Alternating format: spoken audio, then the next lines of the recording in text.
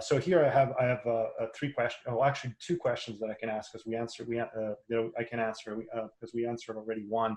So is it okay, Steve, if we go through these questions? Good. Great. So the first question is from Chris Orpilla. Hopefully I'm pronouncing your name correctly. So it says, will this presentation deck be available at the end of the webinar? Yes, I will make this available as a download so you can view it later. And then the other one, if there is any book recommendation for teaching, I don't have a recommendation for teaching specifically, but I do have two recommendation of books that change the way that I think about making tutorials, running a business, everything. So the first one is Made to Stick. So Made to Stick, and I can post links on this, with the link in the same page as going to have the deck for the webinar. So Made to Stick is basically a book that talks about how to write the right way, in a way that actually sticks with people, right? So that is really, really important for when you want to write a description, the way to structure it, and if you don't want to read the whole book because maybe it has a little bit too much information, if you read just it's the very first part of the first chapter. It starts with a story, and then it tells you, okay, are you compelled about that story? Are you drawn in about that story? And you absolutely say yes. But then it tells you, okay, now compare it to this. And it goes through a piece that is written beautifully, but it is so dry that then when it's done, the author says, okay, what do you remember about that second piece that I read to you? And you do not remember anything. Yeah. So that is a great, like, if you don't want to read the whole book, you read only that first part of the chapter. It makes a big difference. The other book is The Lean Startup. The Lean Startup is an amazing book that talks about specifically business, but you can apply the same concept to everything, including teaching, right? And the main thing about the book really is that when you're about to start doing anything, start small.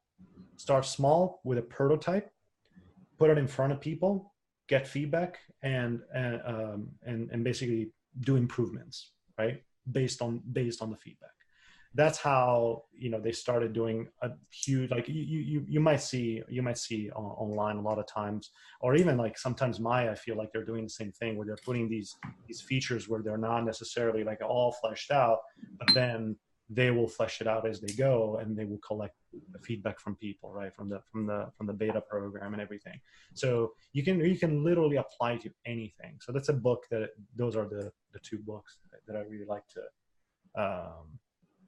to recommend. Cool. So we have what about you, Steve? Do you have a recommendation for books on teaching specifically? I am gonna say no, I don't. Sounds good. Yeah, honestly, no. All right. So then Vishal asked experience versus research. Do you mind elaborate on that?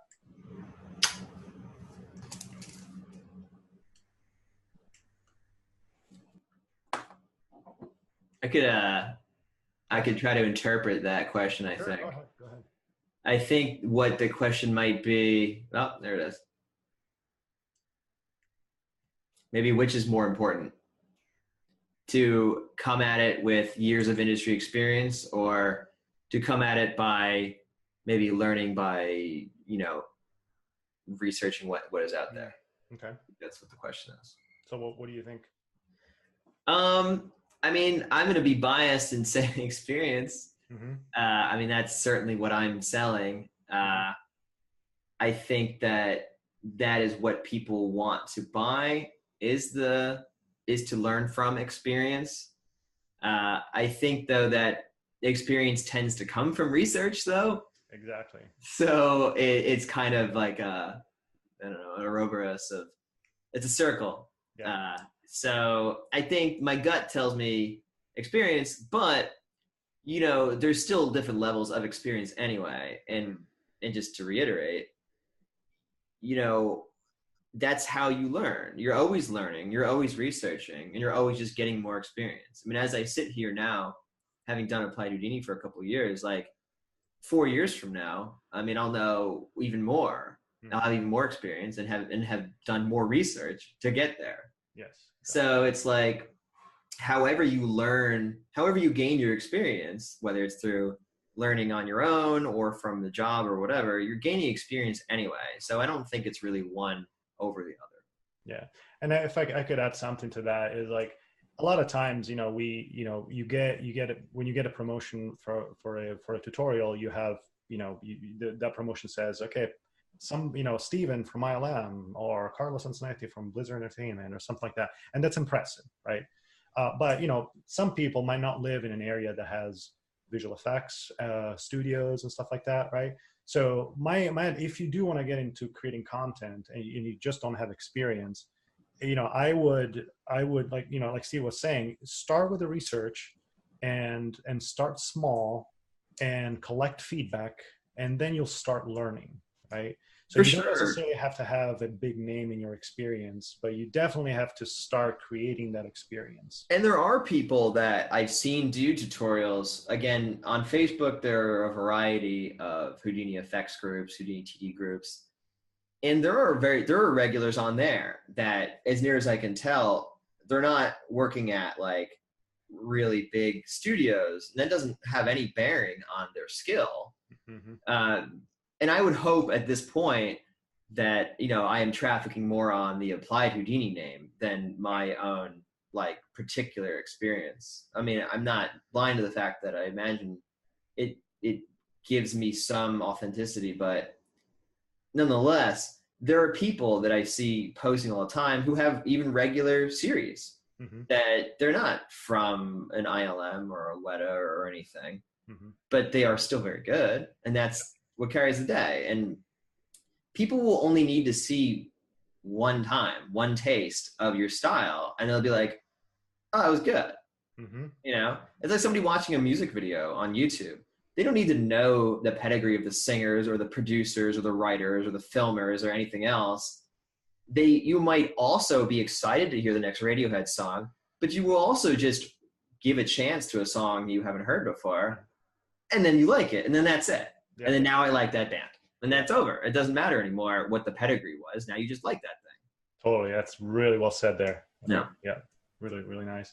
Yeah. And you know, like, yeah, I mean, you can always, you know, go back to the thing that we were saying before, which is add your spin to it, you know, like, or the story that I was telling about my brother, you know, so as soon as my brother explained to me things in a very different way, I understood everything. So if that's the case with you, if you don't have any experience, but you just have a way to explain things that, you know, that is very easy for people to understand, then that's also something that... And you don't need to be a master of everything. You could just specialize in something very specific that is just something that people still want, you know?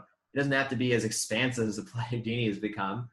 It could just be like, I'm good at doing level design in Unreal Tournament Engine, and that's the thing that I do.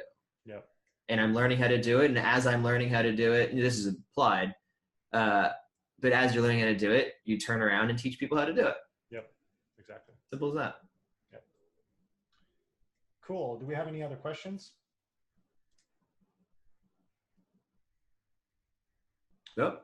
Okay, we have, so learn how to learn as these 4 steps. Choose a concept, pretend to teach it to a child. Yeah, yes, very, very much. Identify gaps and go back to source material. Review and simplify. Write, explain, fill the gaps and simplify. Yeah, pretty much. Yeah, that's nutshell. That's what it is. That's right. Yeah, don't try to impress people with how like wordy you are, and by taking a long time to say something simple. It's try to boil it down into the simplest terms possible. I mean, that's always what works. It always has been. That's correct. Yeah. Okay, so we are at 2 hours and 10 minutes. So what I'm going to do if you guys want to ask more questions, please reach out to us at info@cgcircuit.com, and I will make sure to collect all the questions. And I'm either gonna reply directly to you, or I might also do a video where I respond to those questions on a video form so that I can share it with everybody. Yeah, other than that, Steve, is there anything else you wanna No, I think that was pretty good. I felt good about that. Good. Awesome. Yeah. All right, guys, thank you so much for joining us, and I'll see you next time. See, Cool. I didn't write the outro here, so I came up with an outro there. It works. All right, thanks so much, guys. See you later. Bye. Bye.